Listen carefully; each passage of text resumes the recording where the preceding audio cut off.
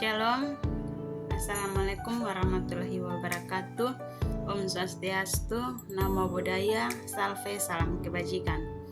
Perkenalkan, nama saya Elvira Rosa Kablani, kelas B, NIM 2288201023, Prodi Pendidikan Bahasa dan Sastra Indonesia, Fakultas Keguruan dan Ilmu Pendidikan, Universitas Persatuan Guru 1945 Nusa Tenggara Timur. Pada saat ini saya akan menyampaikan beberapa materi mengenai tugas mata kuliah menulis. Yang pertama, saya akan jelaskan mengenai konsep menulis menurut beberapa para ahli. Yang pertama, saya akan menyampaikan konsep menulis menurut Slamet. Slamet mengungkapkan bahwa konsep menulis adalah proses penciptaan yang melibatkan refleksi, pengamatan, dan ekspresi diri. Menulis bukan hanya tentang menghasilkan kata-kata, tetapi juga tentang mengekspresikan pikiran, perasaan, dan pengalaman secara autentik. Selain Slamet, ada juga pendapat menurut Henry Guntur Tarijan. Menurut Henry Guntur Tarijan, menulis adalah cara untuk mengekspresikan diri dan berbagi pikiran dengan orang lain. Beliau menekankan pentingnya menulis secara otentik dan jujur, serta memperhatikan audiens yang akan dituju. Menulis bukan hanya tentang menghasilkan teks, tetapi juga tentang membangun hubungan dan mempengaruhi pembaca dengan cara yang berarti.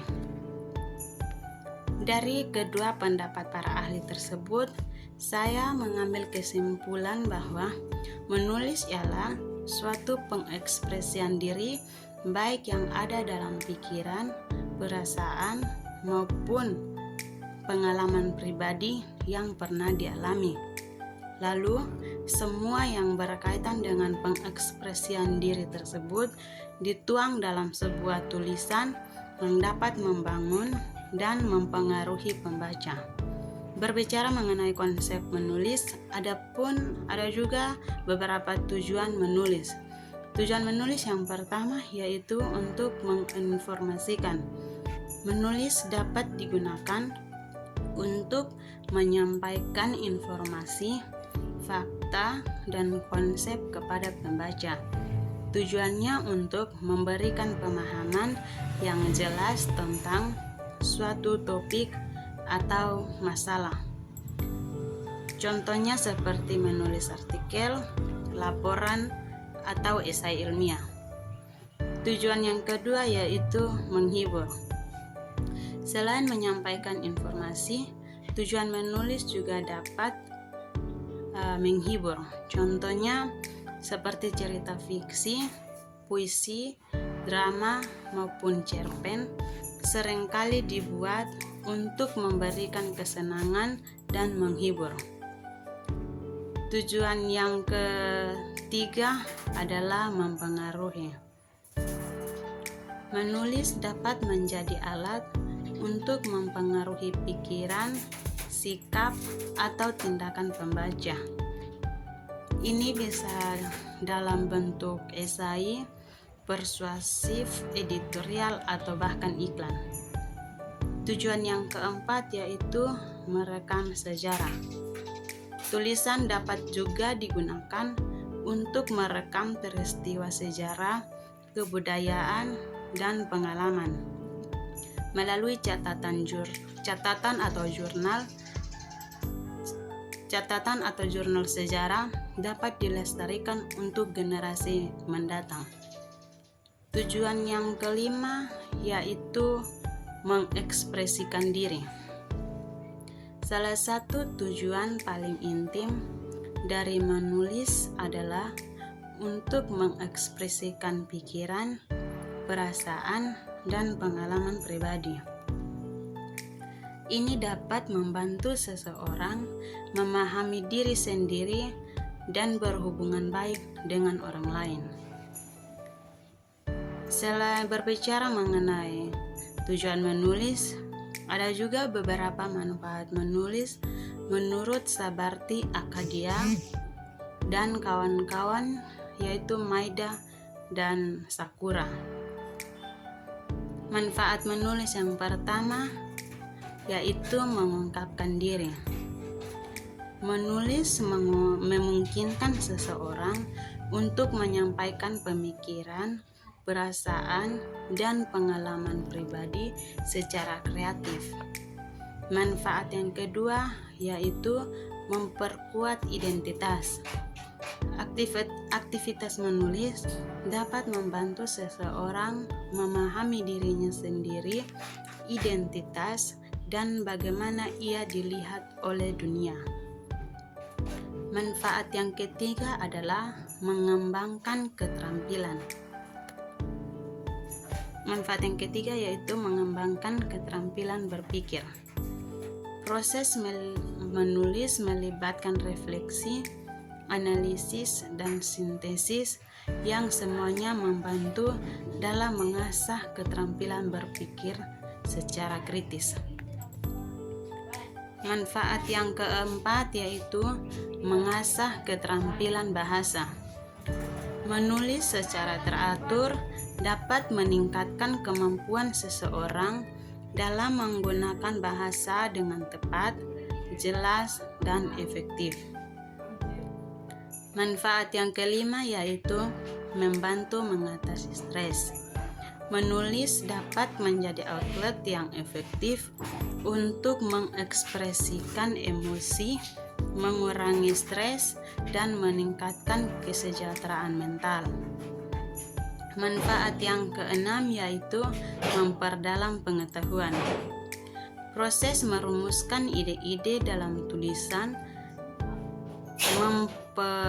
memperdalam pengetahuan mengenai topik yang dibahas sehingga memperkaya pengetahuan seseorang.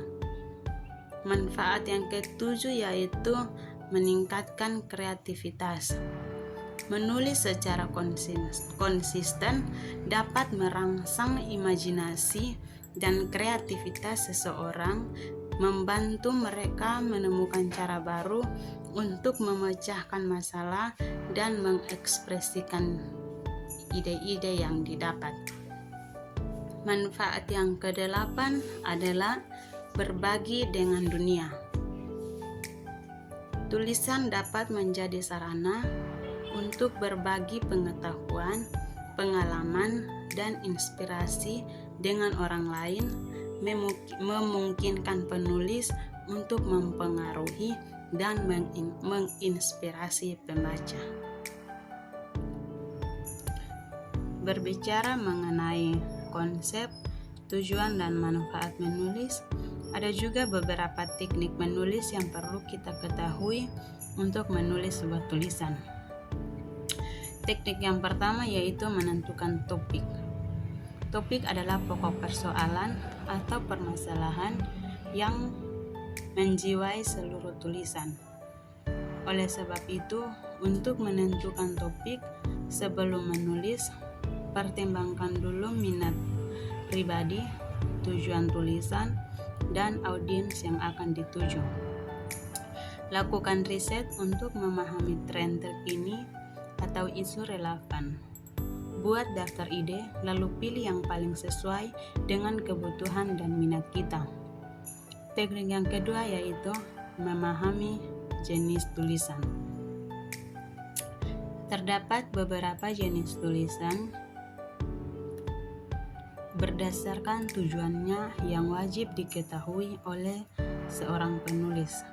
Di antaranya adalah jenis tulisan eksposisi, deskripsi, persuasif, dan narasi. Tulisan eksposisi adalah atau bertujuan untuk menjelaskan, mengevaluasi, atau mengklarifikasi sebuah persoalan. Penulis harus bisa memberi petunjuk kepada pembaca dengan menerangkan definisi, contoh, proses, sebab akibat, analisis, hingga kontras. Yang kedua, tulisan deskripsi. Tulisan deskripsi adalah teknik menulis untuk menggambarkan sesuatu berdasarkan panca indera sehingga butuh pencitraan yang konkret, rinci, dan spesifik. Jenis tulisan yang ketiga yaitu tulisan persuasif. Tulisan persuasif merupakan teknik menulis yang digunakan untuk meyakinkan, mempengaruhi, dan membujuk para pembacanya melakukan sesuatu.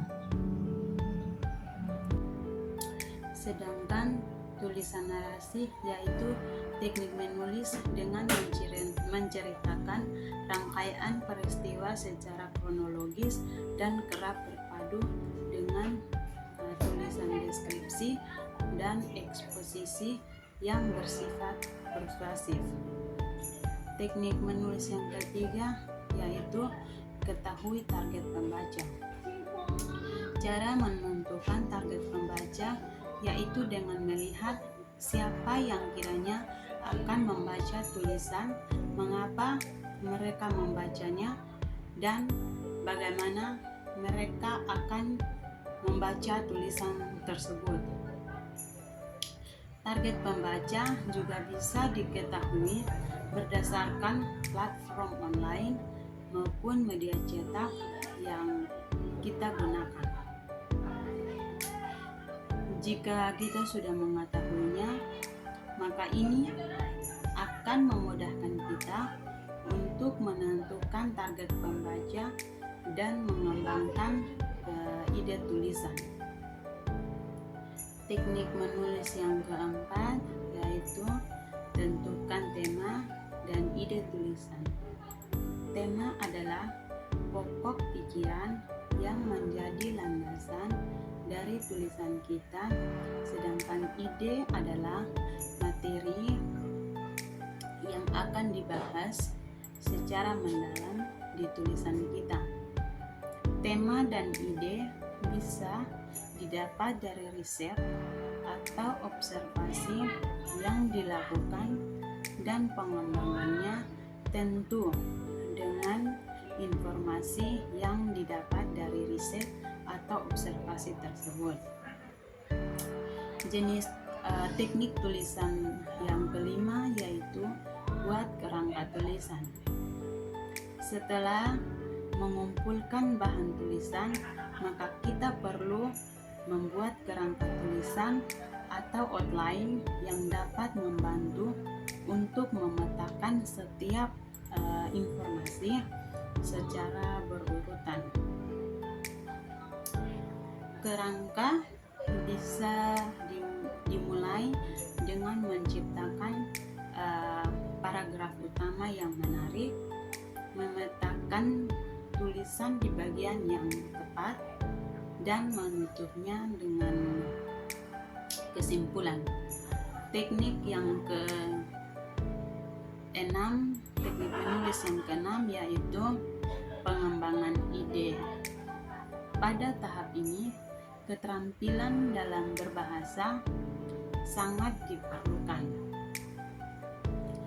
Untuk membuat tulisan yang baik, maka ide yang dikembangkan haruslah dengan kata-kata yang dapat dimengerti oleh pembaca. Teknik menulis yang ketujuh adalah perhatikan unsur dan gaya tulisan. Pada poin ini, bagian yang sangat penting ada pada poin ini. Unsur tulisan dapat membantu kita menentukan kalimat yang efektif, sedangkan gaya tulisan merupakan tanda pengenal atau ciri khas penulis yang akan melekat di hati para pembacanya. Teknik yang ke-8, teknik menulis yang ke-8 yaitu ejaan yang disesuaikan. Tulisan yang baik haruslah yang bisa dimengerti oleh pembacanya, baik dari segi susunan kata, penggunaan tanda baca, imbuhan dan awalan, serta kalimat yang baku. Teknik tulisan yang terakhir yaitu atau yang ke-9 yaitu lakukan editing atau review tulisan. Setelah tulisan kita selesai, jangan lupa untuk dilakukan proofreading atau editing untuk menyempurnakan naskah yang sudah di draft. Proses editing bertujuan untuk menghindari ejaan yang salah dan kalimat ambigu sehingga tidak ada informasi yang bias. Demikian materi yang bisa saya sampaikan. Atas perhatiannya saya ucapkan terima kasih. Shalom.